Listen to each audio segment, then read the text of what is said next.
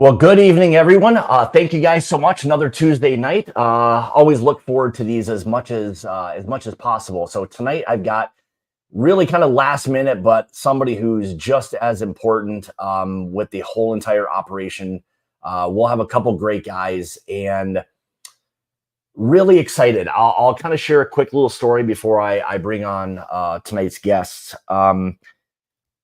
Going back a few months ago was the first time I had really been introduced to what it was that Hard Truth was doing. And I went into our barrel pick there and had not ever had anything having to do with Hard Truth at all. And left there an incredible fan of what it is that not only the brand is doing, but what it is that the people behind the brand are doing, which is even more important. Oftentimes when you've got a really good brand, there's a lot of really good people behind those things. And tonight, I think you'll see a couple examples of that. So I'm really excited to kind of talk to both Brian and Chris tonight. So before we get going, let me just say hi to a couple people that were in here early, and I'm sure people will get the notification. We'll kick things off. So Top Dog was in first. Marty, Whiskey Nose, how's it going? JG, good to see you, buddy. Mr. Jeff Henning, Roy R. Does Cocktails, good to see you. There's my man, Smoking Firewater, good to see you, buddy. Forlorn Hope, good to see you. Sugar Kitty, as always, Russ L. So let me do this. I'll bring on both Brian and Chris here here in a second, but I want to say thanks everybody for joining tonight. And I think this will give you a really good, hopefully give you a good understanding of the brand Hard Truth overall. If you're not overly familiar with it, or maybe they're not distributed into your state, I think this will give you a really good idea. So without further ado, let me bring on tonight's guests, and we'll get going on this. So let's see here. There they are, gentlemen. How are you guys? Hey Scott, good to see you. You too. You too. Thanks for joining tonight. Greatly appreciate it. And Chris, thanks for joining tonight as well.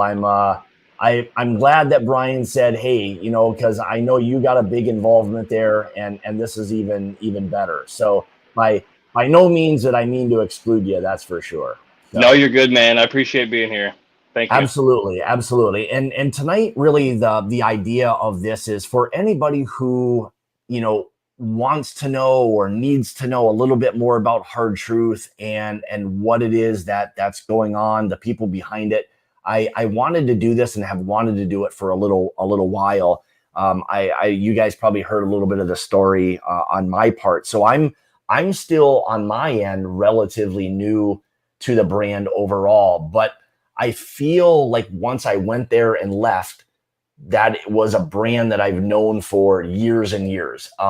There was something that really resonated about really the entire process, and I'm excited for everyone watching tonight to hear and learn a little bit more about not only the brand but some of the people, including yourselves. Just learning a little bit more about that. So why don't we do this? Kind of the same old. I'll have you, if you don't mind, just kind of share a little bit about yourselves and your kind of background, and we'll kind of start the conversation there. Sure. Well, thanks, Scott, for having us. So I'm Brian Smith, Master Distiller here at Hard Truth Distilling Company. I've been around since the beginning of Hard Truth. We started in a little about 900 square foot room above a pizza restaurant as kind of an offshoot from a really successful brewery and beer brand in the state of Indiana. And I think the thing I can maybe highlight that kind of rounds out everything I can say about who we are and maybe why you had the experience you did, and that people have that experience when they come to hang out with us and drink our whiskey is, there's a lot of brands, Scott, there's a lot of brands out there right now on the shelf, and some tremendous whiskey, great people running those brands. But we are, real people in a real place making honest whiskey, right? There are people that are getting great whiskey and doing amazing things with blending and finishing and coming up with some cool brand. But every drop of whiskey in our sweet mash bottles is grains grown from our farmers, mashed, fermented, distilled, and aged right there at Hard Truth on our property. And I think when people step on our property, they can feel that. And when they talk to us and they meet the distillers and they meet Chris and they get to spend time with us, you get a sense that we weren't developed in a boardroom. We're really doing the real damn thing. So with that, I'll let Chris introduce himself. Yeah, sure. So I've been with the company for coming up on 5 years now. I had met Brian probably 2 years prior to coming over. I was a wine steward over at Kroger. So I've had a way more extensive wine background than I did whiskey, but I thoroughly enjoyed whiskey. First time I met Brian, we got to nerd out a little bit, and it made me really kind of fall in love with the brand. And in the last almost 4 years, we've really kind of dialed in what we want to do as a brand. My focus has been more quality analysis, product innovation. Running the single barrel program has been a fantastic journey, and we're going to try some single barrel stuff tonight, which is journey number 2. Yeah. It's I'm looking forward to it. I'll tell you. And that was one of the things, like I had mentioned before, just the overall experience. And it's exactly that. We can, for the single barrel pick that we did, was more than just show up, kind of thieve a few barrels and, hey, thanks for visiting, and you were on your way. I mean, it was a full on day. I mean, starting with, great lunch, everybody was there. Then we got to go on an amazing kind of gator tour through the woods. That was a pleasant surprise, I'll tell you. That was a lot of fun. And what I'm for the people kind of listening and watching, what we did is basically took a couple of gators, and they have a huge property. How many acres is the property? 325 acres. 325. Now, we didn't cover all of it, but it felt like we covered a good amount of it. And we were through the woods and these different paths, and it was just a fun way to kind of start things off. It was fun. It was exciting. Kind of definitely got the blood flowing, and yeah, it was an awful lot of fun. And when we got done with that, we were able to go into the barrel house and start selecting some absolutely incredible whiskey. So let me ask you guys this. So your process, the sweet mash process, again, there's only a couple people that we know of out there that are doing it. I'm sure there's others, but if you don't mind, can you kind of just share a little bit about, that process and maybe why the sweet mash process? For sure. So I think it starts with our, I'm sure you hear this quite a lot, but, I think Chris and I both are aligned, and really everyone that's involved in our whiskey making process is, everything is driven from quality and really what kind of gets our juices flowing from a flavor profile standpoint, right? There's a lot of different whiskeys out there. So, I think the origin of our sweet mash story really starts on a road trip that I took with a guy who used to distill with us and started at the very beginning. Cole Smith and myself were, we were working on, what we wanted to be when we grew up. And at the time, we were spending a lot of time in Kentucky, obviously, but we found this little distillery on the map. It was not in the Kentucky Bourbon Trail yet. They didn't have any whiskey out in the market, but I read about something about that they were there. And at the time, they were a smallish distillery in Danville, Kentucky, and that would be Wilderness Trail. So whenever we went down there, Shane and Pat met with Cole and I, spent better part of a day just as an industry, it's a really nice industry welcome. They didn't have to do that, and yet they spent 3 or 4 hours with us. So what they really did was they were talking to us obviously about their yeast and firm solutions and what they can offer from a yeast standpoint, but also they kept talking about sweet mash. So to my ear at that moment, it sounded kind of like a marketing thing more than anything. But I listened, and they were talking about the process of it and the sanitation and the cleaning. but what it brings to the whiskey, which is complexity, soft on the palate, just an incredible distillate that goes into the barrel from the beginning. So you're not having to worry about too much subtraction from the barrel. You know, the whiskey going in tastes amazing. You're just waiting for that barrel to meet that whiskey at the right spot, right? So all that stuff sounded good. And then we went into their barrel warehouse and they drilled a barrel that was their oldest whiskey they had at the time. You know, like I said, they didn't have anything in the bottle, and it was 2.5-year-old rye whiskey.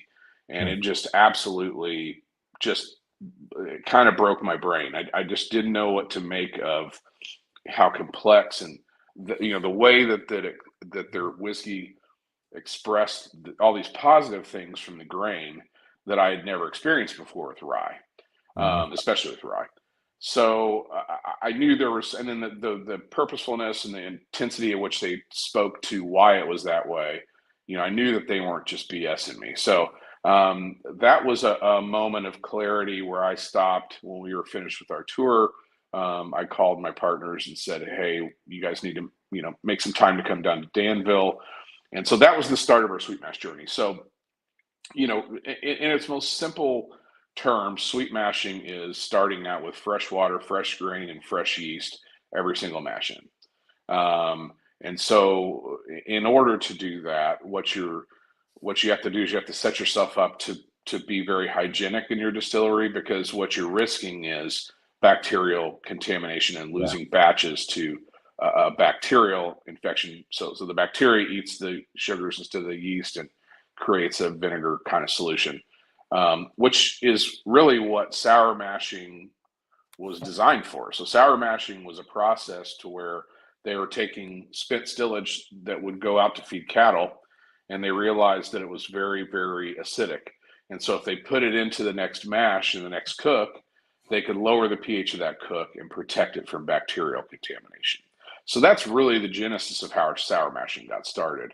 Of course, they found other benefits and they romanticized the story of it quite a bit. But so from the beginning, when we designed our distillery, we designed it as a sweet mash distillery. It required a little bit of special equipment, but now we make whiskey at the same, with the same, we're not going to any additional expense from a sour mash distillery. It's just, we set it up on the front end. Yeah. It was always one of those things, when you hear those two different kind of processes, how really different they are in terms of just the amount of additional work that sweet mash process is versus, the sour mash and, some of the offsets. So, you do, I guess that's one thing I've always noticed with sweet mash versus just kind of a standard sour mash is it's so much more of a texture thing.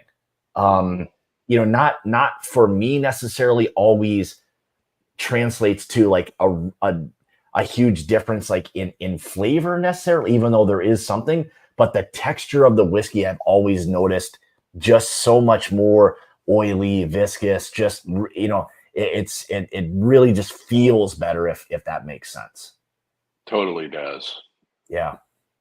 So Chris, let's talk a little bit about you. So you had mentioned your background mostly was wine. I guess my question would be, what was it about kind of the whiskey world and wanting to kind of tackle that side of things? I know you had mentioned you weren't really coming from a big whiskey background, but I'd be curious to know, maybe what it was that kind of threw you to this side of things coming from the wine world.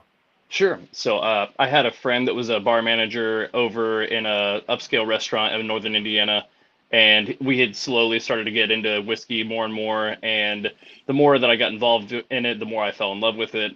And it was really coming on to Hard Truth and then starting to learn about the distillation process a little bit more, how to blend batches, etc. And the more I read about it, the more that I got involved with it, the more I really just kind of fell in love with it. And when it came to the barrel finish side of things, when we were starting that project, that was a project that I had wanted to start with Brian for about 2 years, and we really made sure that we had everything buttoned up before we began.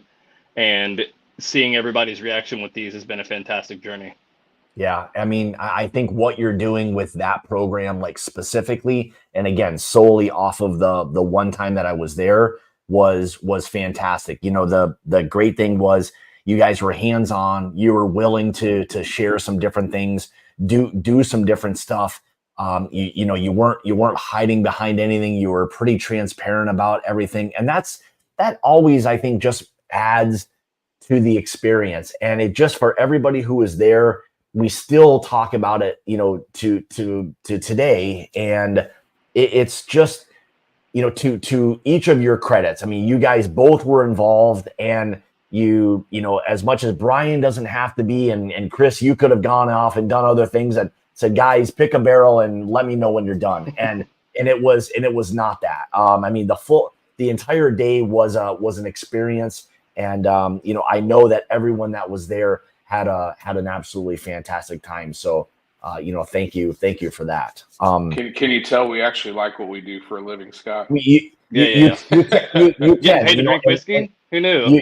Yeah. I mean, really the thing about that is, we all joke about, everyone has a great job. You get to drink whiskey and do all these other things. And I know for each of you, that's a small part of it. But the flip side is the amount of time you spend with people, because, even after we were all done, you guys were still around. You could see you were talking to other people and doing things. So it really felt more like a family environment than it did a business operation, if that makes sense. And it does, yeah. It's a good feeling. And I think when you're in that environment, it makes everyone that's there feel good, and I think even appreciate what it is they're seeing and tasting and all of that. So I mean, kudos to you guys, because I don't think there's that many people out there that pay that much attention to detail and really want to take time and spend time with the people that are visiting. So kudos to you guys on that. Yeah, thanks. Well, and I got to give some props to my partners, Jeff and Ed and Tim and Jim. Those guys have built, they built Quaffon Brewing Company and Big Woods Restaurant Group, and then starting Hard Truth Distilling Company. Really with the philosophy of being there, being a good host. Those guys are always in the restaurants. You're going to always meet them. You're going to always get to spend time with them. So they're the real deal. We're the real deal. And I got to say, out of all the things that Chris mentioned that he does and provides, value for the business, I will say that the thing that he left out, and he's being a little humble, is, he and I are very like-minded in that we leave very little to chance. Okay. So he and I are both very obsessive about, ferreting out every little, opportunity for improvement, or let's try this, or let's try that. But not only let's try this or that in the experimentation, but details, record keeping, and thank God Chris is more efficient than I am at Excel, because can you say that last part again? I send him little photo snapshots of some like serial killer chicken scratch on a notebook, and 10 minutes later I've got an Excel spreadsheet in front of me. So I think that he and I make a good team in that we're both very, very detail oriented. We're really into, let's really make sure that we're making the best version of whatever we're going to present forward. So, we really get into the details, because at the end of the day, especially when you're talking about flavor profiles and all that kind of stuff, the details are what matters. I mean, it really, really matters a lot. So, whereas some brands will, we're right now we're producing at about 7,000 to 8,000 barrels a year, which is a lot, but it's, not very big compared to some of the big guys. But even at that rate, Chris and I are not just, whenever we look at doing a blend, it's not, hey, go grab 30 barrels from this row. It's, Chris and I have evaluated every barrel, 3 to 7 times before that barrel has been dumped. We know exactly the characteristic of that lot, that barrel, that mash bill, that yeast strain, that barrel type, and it's all mapped out on a beautiful pivot table that Chris created. And we can very purposefully and carefully shape the flavor of this whiskey on paper. Then it goes to a micro blend. Then we dump. So we're leaving very little to question, which I think is especially important at the young age of our distillery, right? Yeah. Because this is only one shot at being new. And so what we're doing is he and I are setting some standards and some precedent that we can march forward with, and hopefully not be so fastidious about it moving forward. But Yeah. Yeah. you know, Well, and Well, to piggyback on what you just said too, when it comes to like giving everybody the experience that you had in the rack house, the only way we can really facilitate that on the back end, if somebody's grabbing a cocktail at a restaurant or buying a bottle in a liquor store, the only way we can really do that is by going above and beyond and giving all those details to every single bottle that ever hits a shelf. And it really just kind of gives everybody the same attention to detail that you guys would expect if you're coming in for a barrel pick as well. yeah, and all of that from the moment you drove onto the property and we were introduced to the both of you, it was like full on entertainment, and and I think you guys know that people appreciate it, but I just wanted to express like my appreciation for that, because I mean I've done a lot of these things with other people, and I would say you guys are by far in the minority of the amount of people who pay attention to the detail, and more importantly, the people that are there, possibly experiencing that for the first time. And just like anything, that first impression of really everything is the key thing. When you got people captured like right away, it goes a long way. And again, like I mentioned before, we hear from all the people how much fun they still had at Hard Truth, and when are you doing another one? And not only for the people that were there, but with the whiskey and sharing the stories and just everything, that people have really appreciated everything that it is about Hard Truth. And I think that's just kudos to you guys, and really every bit of involvement that each of you have. So it's being noticed out there, whether you want to say it or not. It is definitely being noticed, that's for sure. So well, that's a high compliment. Thank you so much, Yeah, Scott. thank And I you. will say that some groups are more fun for us than others, and you guys were definitely keeping it rolling that day. You made us want to come back. Sometimes it feels like work, and sometimes it doesn't. But we always yeah. have a good time, and we always take that the opportunity when someone drives onto our property. We take that very seriously. Yeah, and it showed. So let's do this. Let's talk a little bit about kind of the core brand, the core lineup, with what's within that. Right now, just to kind of share with everybody, I'm sipping on a little bit of their malted rye, and I don't know if I want to say it's my favorite of the brand, but it may honestly be as simple as it is. I'm not telling anyone it's finished or anything. I just love the malted rye, and it's just something that works really well on my palate. And I guess let's just kind of talk a little bit about the kind of the core lineup, and what it is that you guys offer on kind of a daily basis, and maybe some of the limited edition stuff. Sure. So we started really with the sweet mash whiskeys, and like I said, anything that's in that bottle is all ours. There's nothing blended in. And so, as probably most of your viewers understand, rye, the rye grain tends to become more drinkable a little bit faster. So, whereas some brands either source their juice or wait until everything's ready, we really found that our rye, sweet mash rye, was ready to release first. So I think the first of our sweet mash whiskeys that anyone tried was our sweet mash rye, and it'll say RW1 or mash bill 1 on the label, which that is our 94% rye, 6% malted barley. Because if it were 95.5 and made in Indiana, nobody would believe that we made it. And Yeah. we really like that kind of ratio with that really, really high rye. So that was the first one that most people are probably familiar with. But we actually have two main rye mash bills. So the second one is our High Road Rye, which we just released this last year, which is our mash bill number 2. More of a Kentucky style, I call it Kentucky style rye, but it's got a a good hefty 30, I think it's 38 or 36% corn in the mash bill, and it sits on the shelf at 93 proof and a really nice approachable price as well, like $40 ish. So those are our two main rye mash bills. Now, like you said, we've also got some kind of experimental smaller LTO batches. So the malted rye, chocolate malt, and caramel malt. So, and those are ones that we make in very limited quantities. And typically those get released as our Master Distiller's Reserve.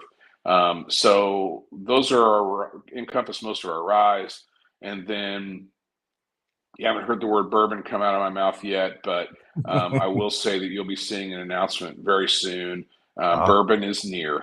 And so with our bourbon, we actually have kind of a standard straight bourbon whiskey mash bill that utilizes rye as the small grain.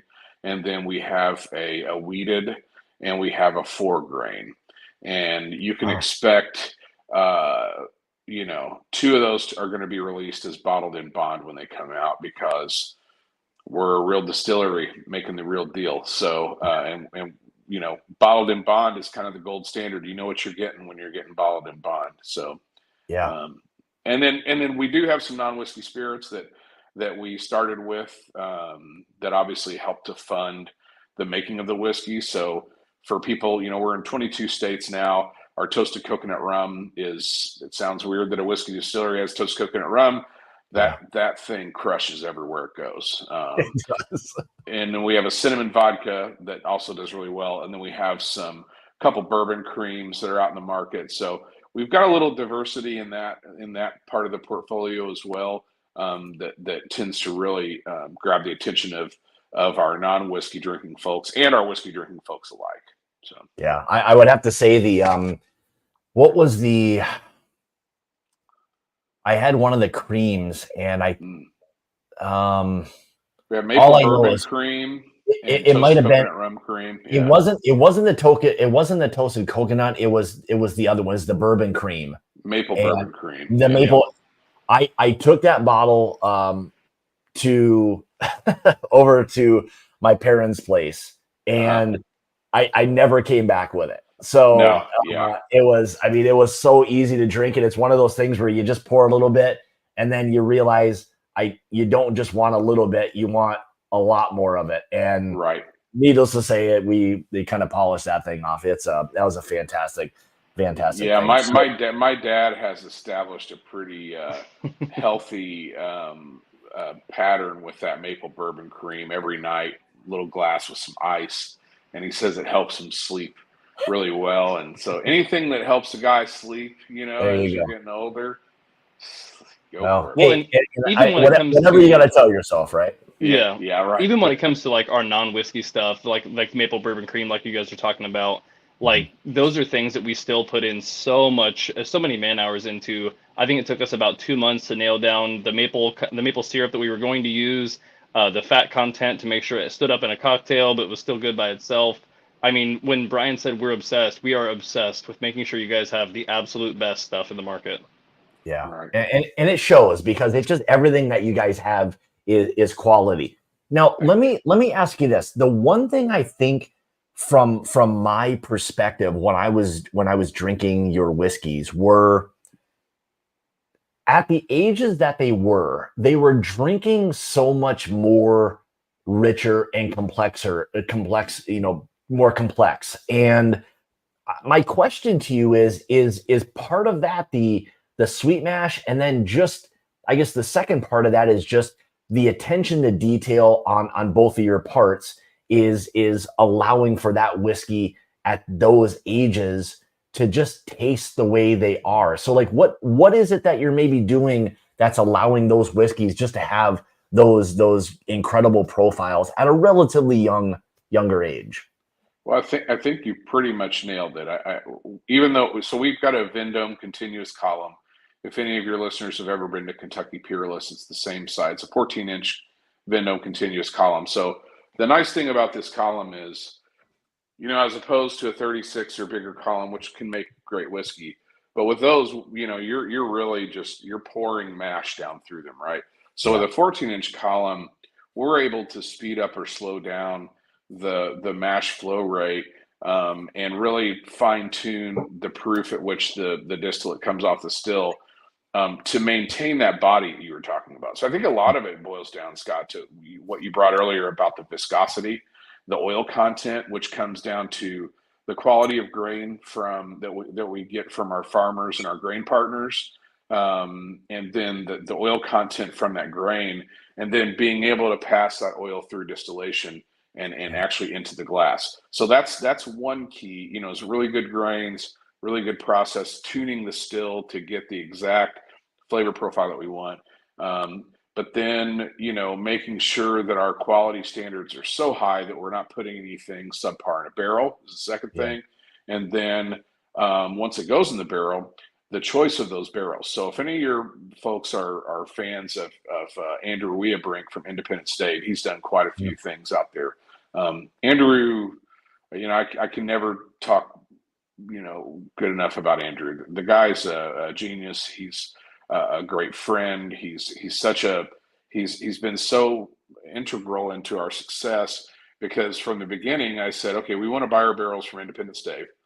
And then Andrew said, well, we can custom design barrels for you. And I was like, oh, really? Well, how much does that cost? He said, it's part of your being a customer of ours. So, of course, being the kind of person that I am, think I might have pushed it about as far as he wanted to go with that, because I brought him, I had Chris pull samples of every mash bill, every yeast strain, and I brought them all to him, and I said, okay, let's design barrels for all these infinite. But what he did was he and Chad really took the time and helped us to identify and design custom char and toast barrels that really matched with the flavor profile of our new make, because our new make doesn't taste like anybody else's new make, right? Everyone's kind of got their own fingerprint on the new make. So I think the final, or the third part of this, Scott, is the fact that these barrels really complement our whiskey in a very intentional way.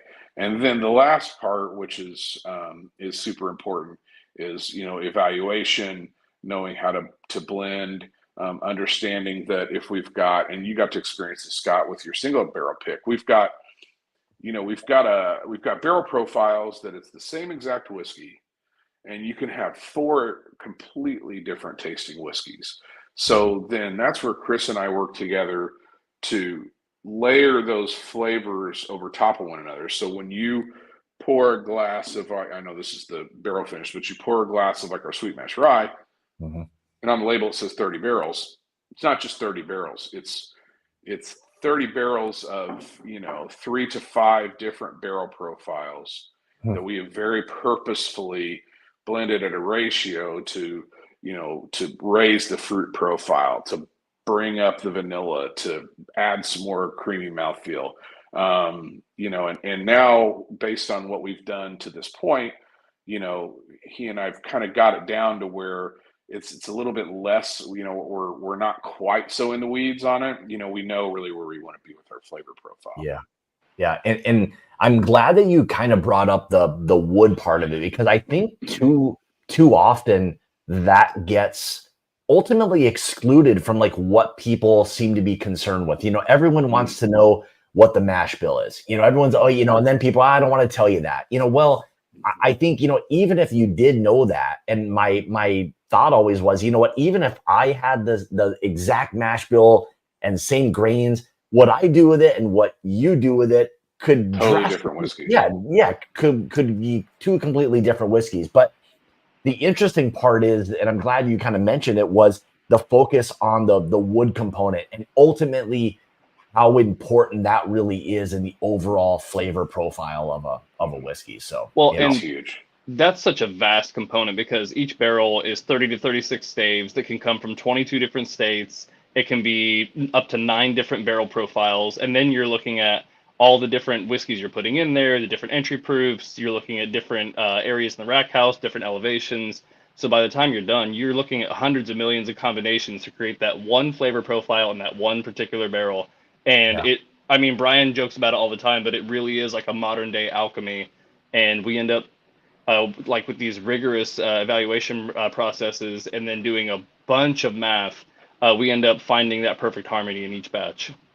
Let me ask you this, for each of you, of the entire process along the way, what is each of your kind of favorite like part of the entire process? 'Cause, I mean, I know there's a lot of them, but at what point is it where there's something that you're really looking forward to, just kind of get, putting your hands on, because this is something that you feel is very important to the entire process?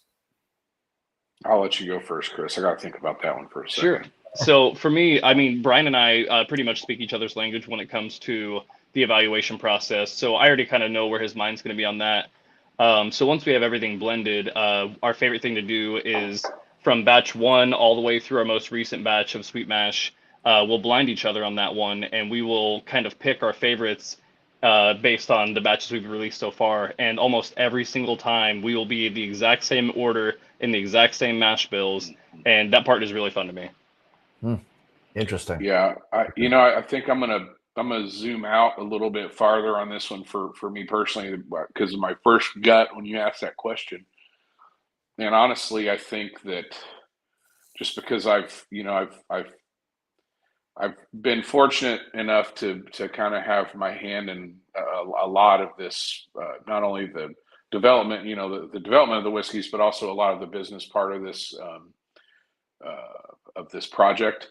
So I would say that for me, what makes me the most excited is to the fostering and the maintenance and the enjoyment of the relationships, of the people that we've made along the way, from our farmer partners to our vendor partners to getting to know Chris and having him come into the fold, to Martin Gradoff, who runs the floor, and with Adrian and Derek and Sarah in accounting and our partners.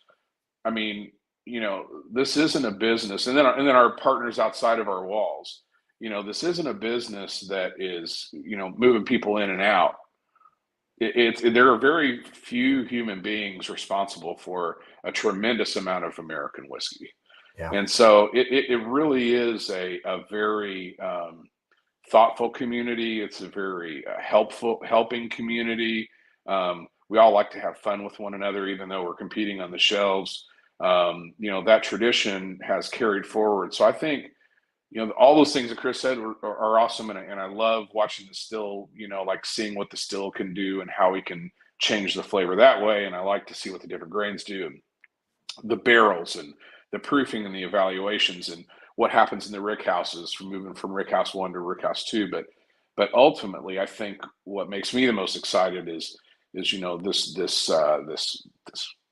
really this weaving of relationships of people who all are so passionate about what we're doing, and genuinely, there's no other motivation than they just really want to see what's in this glass be the best it can possibly be based on what they're doing. So and that's very interesting, and that's the perspective. That's it's such a personal thing, because there's so many pieces to the puzzle, right? And just that's kind of like what you nailed, is like the whiskey community as a whole. Like it's such a great community where there's it's a spirit that allows for so many people to kind of come together and share whatever it is that may be going on. But thanks for sharing that. One as deep as you guys got, one of the guys in here, his favorite part was the drinking process. Yeah. We're going to start drinking. Yeah, which is at the end of the day. And that's a good segue into maybe talking about a couple of things that we've got tonight. But yeah, one I wanted to, this is kind of going back to Chris. So we did going back, where did I put that? We went back to going back a few months ago. So this is our single barrel that we did. And if you remember, Chris, this was the kind of that spiral cut barrel. Mm-hmm. And was honestly probably one of the most interesting, well done whiskeys I had had in a long time. So if you can you just talk and maybe share a little bit about like the process of that and maybe why that had such a kind of an interesting, unique kind of profile to it? Sure. So that barrel that you guys picked was our mainline 94 rye 6 barley. But the interesting thing about the spiral cut barrels is the way that they're processed. So you're looking at a 12 to 16 month curing time of the staves outside. So it doesn't have quite as much time to kind of convert that lignin and the tannins and kind of soften those a little bit. You don't have as many available wood sugars. But what they'll do is cooper that to a char 4, or cooper that together, char to a char 4, and they run a router bit about a 1/4 inch into the wood all the way around to the bottom. And what you end up with is all those shavings at the bottom will boost all the spice. It really kind of boldens the color. You end up with this like very green wood contact, which like at the 1 year to less mark is just about undrinkable. But yeah, it's not good. And then once that 2 year mark kind of hits and you come out of the winter into the spring, the barrels start to warm up and something magical happens and you get this expression of like sassafras, root beer. There's always like bold fruit, usually Yeah. cherry. And it really kind of creates, to me, one of the most unique expressions of rye whiskey because you're boosting that spice profile of something that's already spicy and it kind of adds this like extra oily, velvety kind of mouthfeel, which is truly unique. It was, I mean, it was just tasting through that was just such a unique process. And one of the things I remember about it was it had such a richness and kind of complexity to it that it was honestly drinking more like a higher rye bourbon at the time. And our dilemma was, well, hey, we came here to pick a rye. Now we want something that tastes like rye, but we started thinking, well, you know what? Even though that may be the case, we've got something that's as almost as high a rye that you're going to get that's out there, and this is just another interesting way to show people what that ultra high rye mash bill can produce. That it can have more richness and complexity, fruit notes than your traditional 95.5 or something like that. So the sell was, hey, this is a great example of something that's still very high rye, yet different. And I was having a hard time wanting to even consider walking away from that. I'm glad we never did, because I think at the end of the day, everyone who's gotten them absolutely loves it, and it's one of our probably to date more popular picks that we've done, and I'm glad. I think once people have the opportunity to really try it and experience that. And for a lot of people, this was their first opportunity to try it, and to be able to hit them with something different and unique was kind of a fun thing to be able to provide. So thanks for throwing that thing in the mix, because I mean that was awesome that you even included it in there. So That's one of my favorite wild card barrels to put in there just because like nobody really knows what to expect. You go no, up to it the first time and it kind of just punches you in the mouth and you don't know what happened. And then you have to go back to it 2, 3 times. And that's one of my favorite parts about giving everybody samples blind. Nobody knows what it yeah. is. And you just sitting there trying to dissect exactly what you're tasting. And I'm glad you guys picked that one. Yeah, it was fantastic. So, all right, let's talk a little bit. Let's shift over to a couple of the newer releases. We've got the PX Sherry, which I think maybe we'll finish with that one. Let's talk a little bit about the kind of the second batch of the caramel malt, and maybe kind of just share with everybody that process, and we'll kind of just sip through it as we're going through it. Just kind of talk a little bit about what that caramel malt and kind of what that flavor profile should be. Absolutely. So we haven't, just so you know, we haven't, you're getting a sneak peek of it. So we haven't Oh, officially released it yet, which is awesome. But we're talking about it. So I'm glad you yeah, have it. But for those of you familiar with Hard Truth, last year we released our first Master Distiller's Reserve, which was our caramel malt, chocolate malt, and malted rye. So 3 different ryes. And they really, we ended up getting double ascots from all 3 of them. And then the caramel malt got a gold at San Francisco, and the malted rye got a double gold at San Francisco. So we really did well. People seem to love it, and very limited. So only like 8 barrels of one, and 10 of another, and 11 of the other. So they went very quickly. So because we didn't make enough of it originally, we were just kind of experimenting with some different mash bills. We actually saved some of that whiskey for this year's release. So this whiskey it's from the same production lots as last year's. It's just had another year, right? Okay. So what Chris and I have found is, in this year's, if you liked last year's, I can promise you, you're not going to be disappointed this year. Chef's kiss. They didn't go tannic. I mean, if anything, the richness has been expanded. But I think the most important thing for me, and then we can talk about tasting notes, and Chris can kind of help us with that. But the most important thing for me is the integration of the flavors. That's what I love to see. 4 years and beyond with whiskey, it seems like some of those amazing flavors that you can taste on your palate. As the whiskey gets a little older, a lot of times those flavors seem to integrate a little bit better. So it becomes one flavor as opposed to 4 separate flavors. Yeah, man, just a beautiful overall whiskey. So one of the things I would love for one or both of you to talk a little bit about is just that the maybe the malting process and ultimately the caramel or chocolate malt, and just what that kind of process is in terms of kind of producing the whiskey overall. Chris, you want to take that one? I don't remember as much about the malting process. Yeah, That's all right. all you. So no.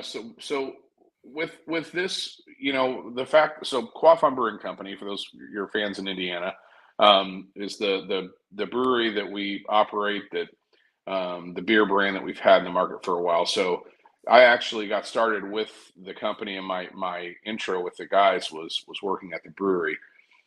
Beer grains are really fun to play with in whiskey. I mean, they just, for your folks who don't know much about the malting process. So essentially, you can malt any grain. So you can malt corn, you can malt rye, you can malt barley.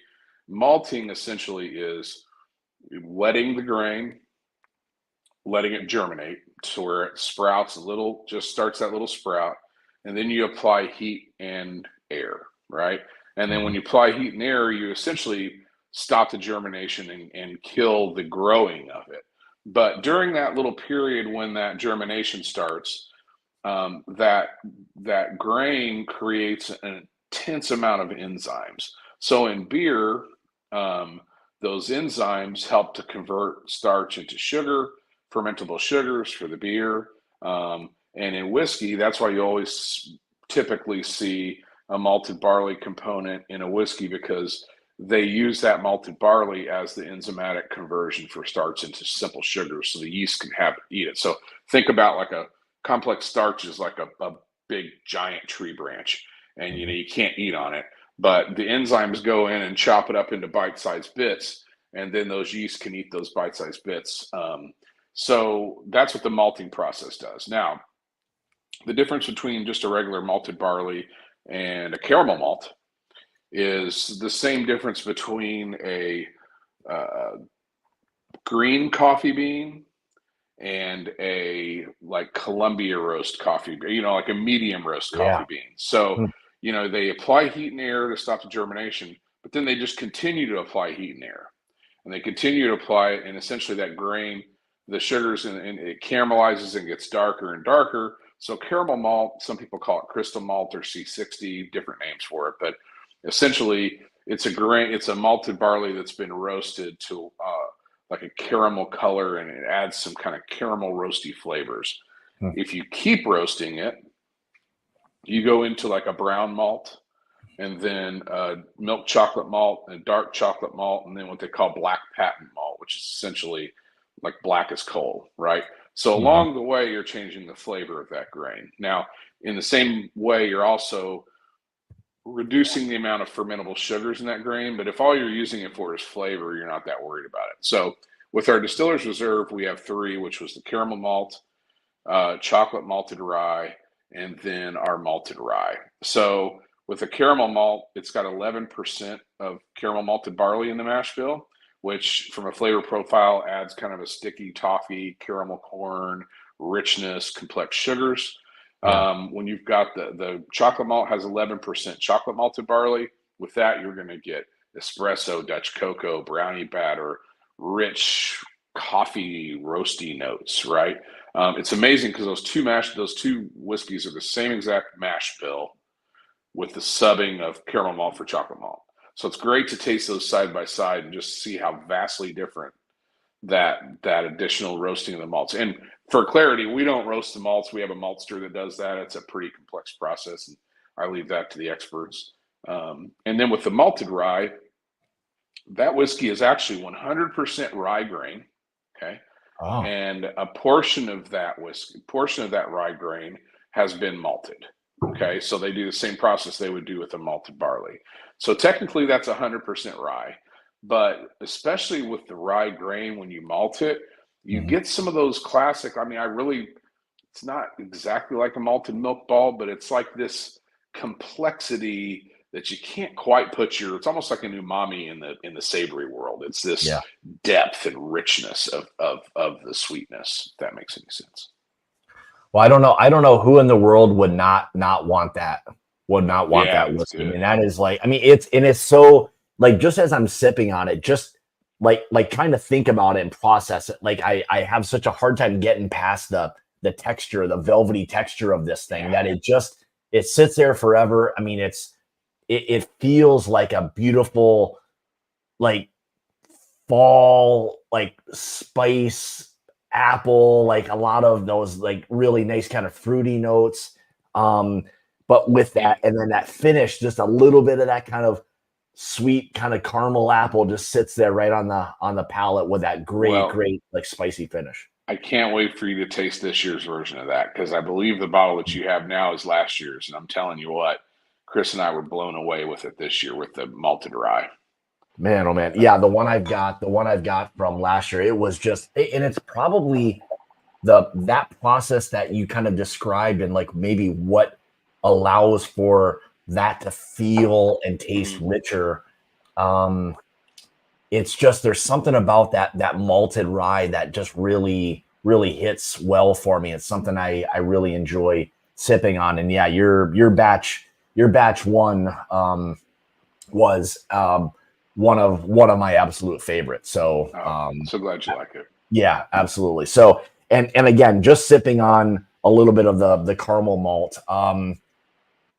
Again, like I can't get past that texture that you guys have in your whiskey. It just adds to that overall flavor. And really what this feels like to me is a whiskey that, if you take your time with it, it will, without drinking it too quickly, that it's going to kind of reward you. It's going to change like a lot of things. It's already feeling like the more I sip on it, I continue to get different things each time you sip on it. And that, for me, and probably you guys as well, is the sign of a great whiskey. It's so multi-dimensional that it's what offers that great like whiskey experience. And man, that is a fantastic rye whiskey. I feel pretty good about drinking something that nobody else has kind of gotten to try yet a little bit. So yeah, there you go. Yeah. I appreciate it. So like this year's release of that one, so last year was a little bit more caramel, vanilla. You had like a touch of maple, a little bit of fruit. This year has really kind of pivoted to a very like butterscotch forward, very like candied fruit, almost marmalade. So it has like all these very unique and distinct sweet layers that all kind of ride through in different waves. And it kind of takes you on a journey, which I really appreciate. Yeah, it does. It feels like you get hit with that velvety texture like right away. Then you get some of those really nice kind of sweet rich notes, and then that great like lingering spice really kind of kicks in on the back end. It just gives you that really nice like fall feel. Like that feels like a whiskey like now for all of us kind of in the Midwest. it feels like it's just something you can sit around a campfire and just sip on that. And maybe if you're a cigar guy, you might want to throw this in with your cigar pairing as well, because man, that's a top-notch whiskey, I'm telling you right there. Thank you. So fantastic. Thanks. All right, so let's talk about the kind of the new-ish, because this is the first time you guys are releasing this. Okay. So let's talk a little bit about the Barrel Finish Reserve kind of, I'll say, series, and maybe specifically as we're kind of going through. I've got the PX Sherry. You can kind of introduce or talk a little bit about why now is kind of the right time for releasing these finished whiskeys, and why you're wanting to do it. Yeah, sure. So when it comes to our barrel finish program, this is something that Brian and I have wanted to put together for probably the last 2 years. And similar to the way that I joke about hounding Brian to get hired on to Hard Truth and sending him an email every 2 weeks like Andy Dufresne, this is one of those things that I visited every 2 weeks for about 2 years straight. And I had really just kind of put in the legwork to make a whole bunch of contacts. I've got 7 different barrel brokers from 4 different countries. And my goal was really to kind of source the best possible barrels. And when we kind of made the decision to go forward with this, and I had created a micro blend that would go into these, and we were blown away by that. And we were able to get our first PX Sherry barrels. So that's what you've got right there. So for anybody that's not familiar, Pedro Jimenez Sherry is a white grape, typically grown in Jerez, Spain, that's sun-dried. So it starts to raisin a little bit, and then they will ferment and then fortify with brandy. So it's a fortified wine, and they'll leave a little bit of headspace in the barrel. So they'll let that go for like 12 to 17 years on average, and that oxygenation will actually turn that sherry almost black. It's super syrupy sweet. There's tons of like cassis and almost like a Concord grape, anise, black cherry. There's so much fruit and so much like dark chocolate on there that it's really one of the sweetest dessert wines in the world. So what we did was create a custom rye, the same 94.6 that you picked the single barrel from. We created a custom blend just for those barrels, and those actually sat in there for about 11 months until they were ready, and we couldn't be happier with this. This was the only one that we did not drop the proof. This is at cask strength, so I hope you guys enjoy. Yeah, absolutely fantastic. So here are kind of some of the specs on this. So this, again, like Chris and Brian mentioned, so PX Sherry. Now it mentions that the let's see, is this the barrel? Is it now when it says batch size 3 barrels? Is this literally like a 3-barrel dump to create? It's literally 3 barrels. So what we didn't want to do with these is drop something in the market and for it to be either oversaturated or for people to buy it and put it on the secondary market. So we really had a chance to control kind of the batch size release of this. And it also gave folks a chance to kind of get a very small expression of what we want to do in 4 different varieties. Yeah. So, that's 3 59-gallon barrels. Those were all 17 years before we got them. And like I said, we let that go for about almost a full year. So, yeah, fantastic. 113.3 proof. Again, like Chris mentioned, a 3-barrel blend. So ultra small. So, you know what this thing reminds me of is literally a spicy cherry strudel. Ooh, I like that. I mean, it is like, there's a little bit of that kind of vanilla frosting, and we here in Wisconsin kind of go through strudel quite a bit with the German heritage that's here. So there's a lot of them, and I don't eat it often. I mean, I can eat the whole damn ring if I really felt like, but I prevent myself from doing it. But it just reminds me of, again, just another whiskey that the texture, the flavor, the balance, the waves of it is something I really appreciate with what this is. But again, just another beautiful whiskey to kind of sit around a fire or just sit around in the evening and truly enjoy. So I know this is not the only one. So you've got there was a was it a brandy, like a PX Yeah, we've got the PX brandy as well. So that was and a a cognac? 2-barrel batch. That's the only one that I got into a little bit of trouble for spending a little too much on barrels. But so that one I did the same thing. So it was just a custom blend that went into those barrels. So the story of the barrels is a lot more interesting. So those were actually coopered in 1948. And they were filled with PX sherry for 17 years. And then after that was harvested, they were filled with PX brandy. And this particular distillery does enough of those barrels that it takes 13 years for them to Solera from one to the next. And they only dump 2 barrels per year. So the base juice that went inside those barrels was roughly 65 years old. So we really have kind of Wow. a historical whiskey finish in that, and that being a 2-barrel batch. I mean, it's just a fantastic thing to scoop up while it's out. The original cooperage of those barrels was 1948. Yeah, I mean they're gonna change heads, they're gonna repair staves in the meantime Yeah. whenever they have to, but I mean the original stuff that was sitting inside those staves was roughly 65 years old, and so those were harvested in the summer in Spain, and by the time they got to us, it was February, so it's single digits, maybe negatives. Wow. So all of that wood grain had squeezed back together and squeezed out a whole bunch of brandy. So it was just fantastic. Man, oh man, that's. I mean, it's amazing now, and I think the one that, and again, this is a preference thing in terms of what you're kind of a fan of. But when I saw that you were finishing one in a cognac cask, it was like on my radar. And it's something I love the finish of that and what it does to a whiskey. So I it looks like it must be a slow leak in that bottle, I'm guessing, right? Slow leak in that one. So Yeah, I think I cracked it actually. yeah. So few of the ones I got around here look a little bit like that too, a slow leak. But I would love for you to kind of talk a little bit about that finish, why that finish, and kind of just your overall reaction to that whiskey.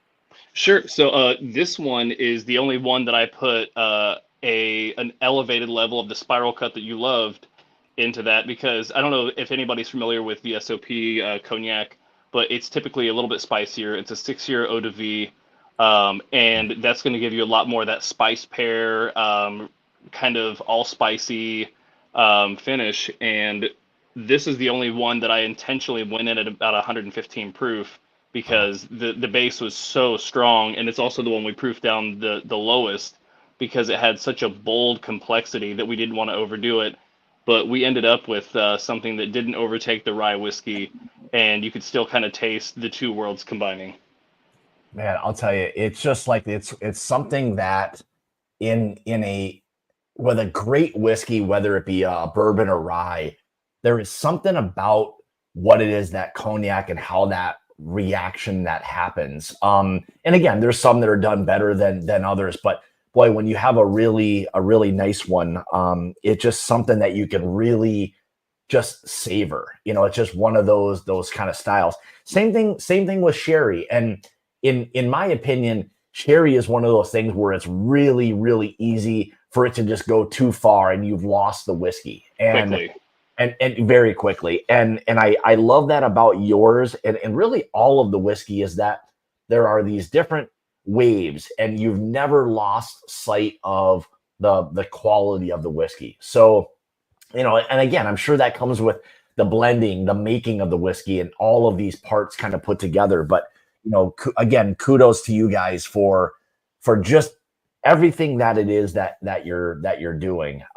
Just in an incredible thing. I was sold, day one from being there. So I mean, I can't say enough good things about, what you guys are doing with the brand as a whole. Thank you. Thanks so When it much, comes Scott. to that cognac finish, I'm going to make a lot of whiskey purists mad, but I actually had a Sazerac cocktail in mind and wasn't thinking of putting this neat or on the rocks. I was thinking of in an actual brandy glass that atomized a little bit of absinthe, and I wanted to kind of get that expression because I mean that's traditionally what it's been made with in Louisiana was more cognac based, maybe some rye whiskey. So I thought, why not have the best of both worlds and do something that bartenders can fall in love with?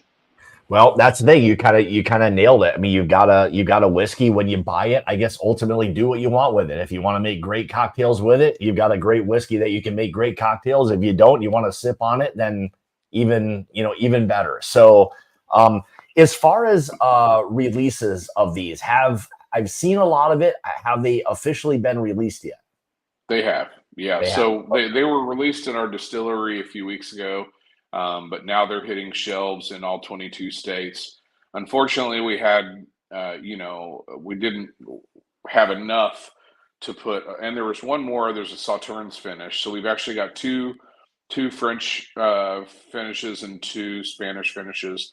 So the whole lineup of the barrel finish is four expressions, and the Sauternes is really tremendous as well.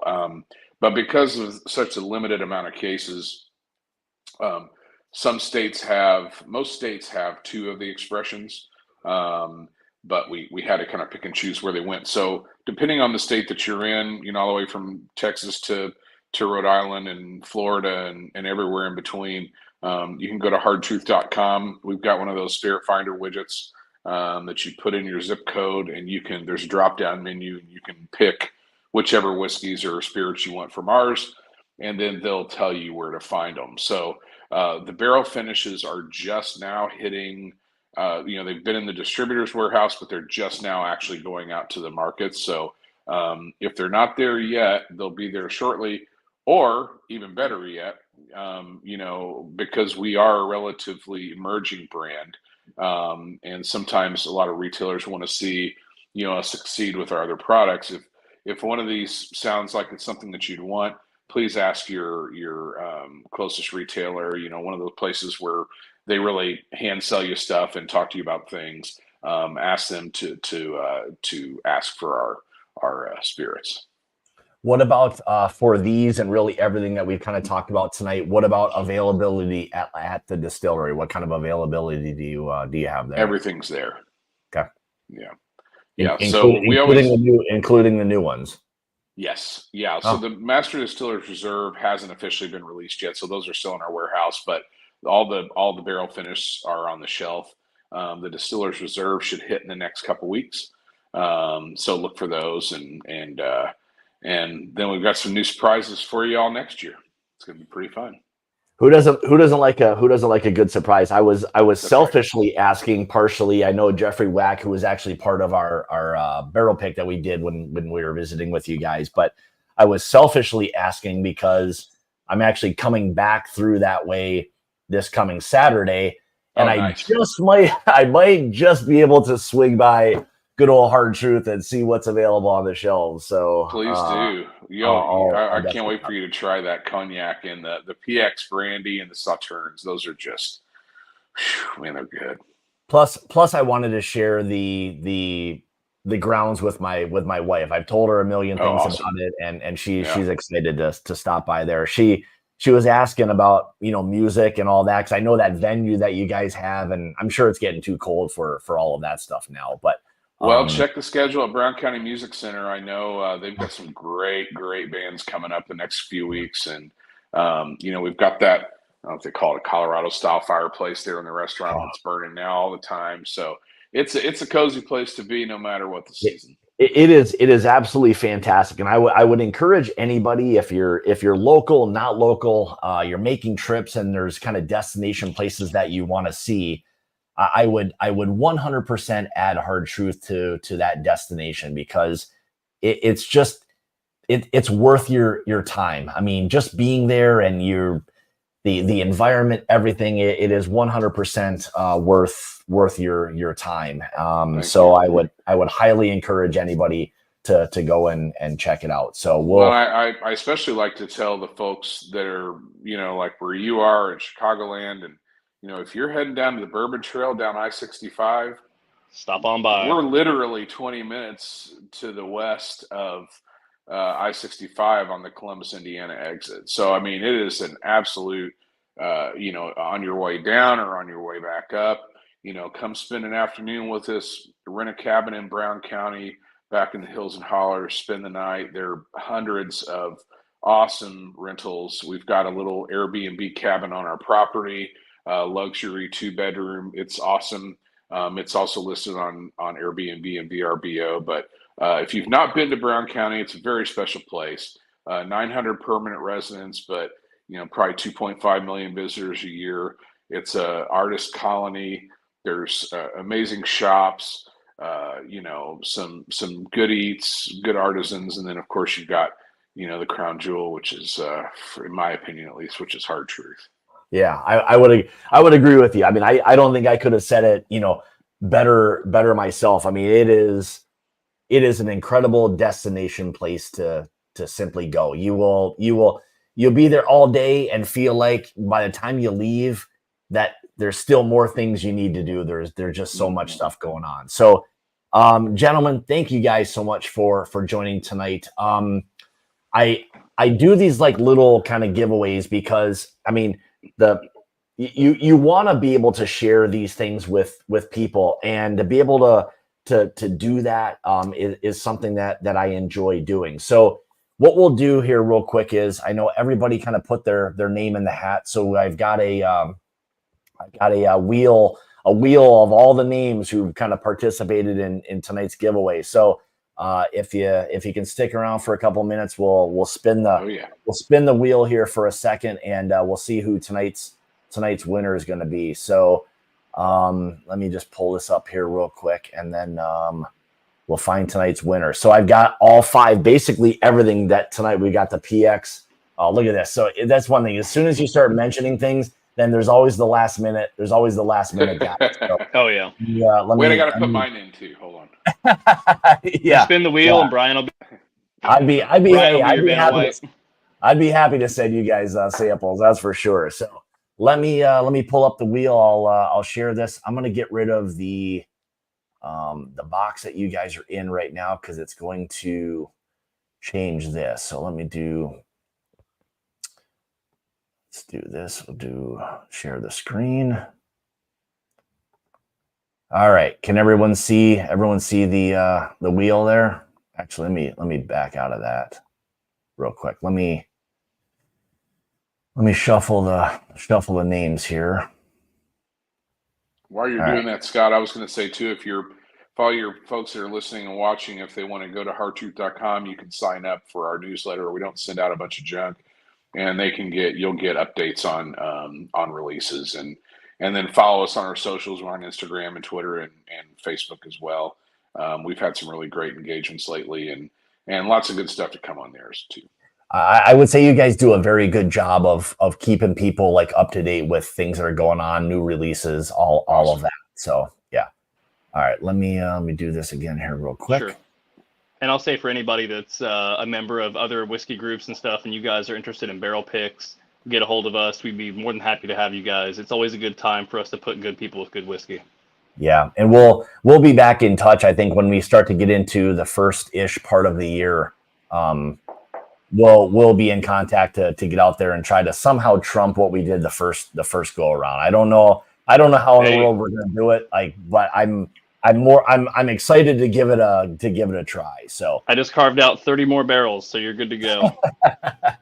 Oh my gosh, I can hardly wait. So all right, let me do this. So hopefully you guys can, make sure you guys can see that. Let me do the shuffle, and we will get this thing going. So let's go ahead and deal the spin. All right, so here we go. Here we'll see who's going to win tonight's.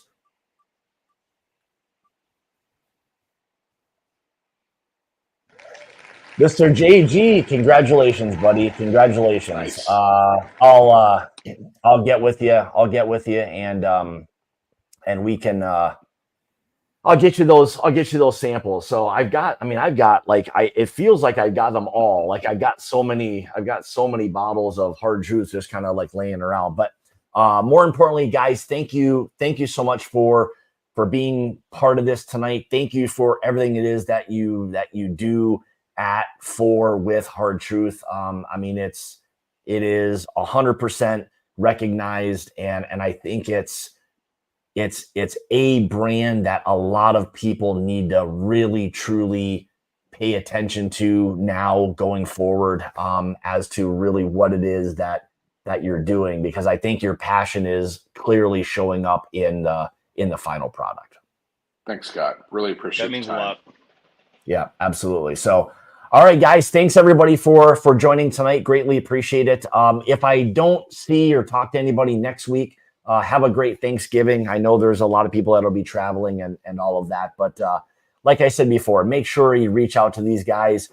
Check everything out that they're doing. You're gonna really, truly appreciate it. So again, thanks everyone for joining tonight. And like I say, it's about the journey, not the destination. We'll see you when I see you. Cheers, guys. Have a great rest of your evening. See ya. Cheers, man. Thanks, guys. Have a good night. You too.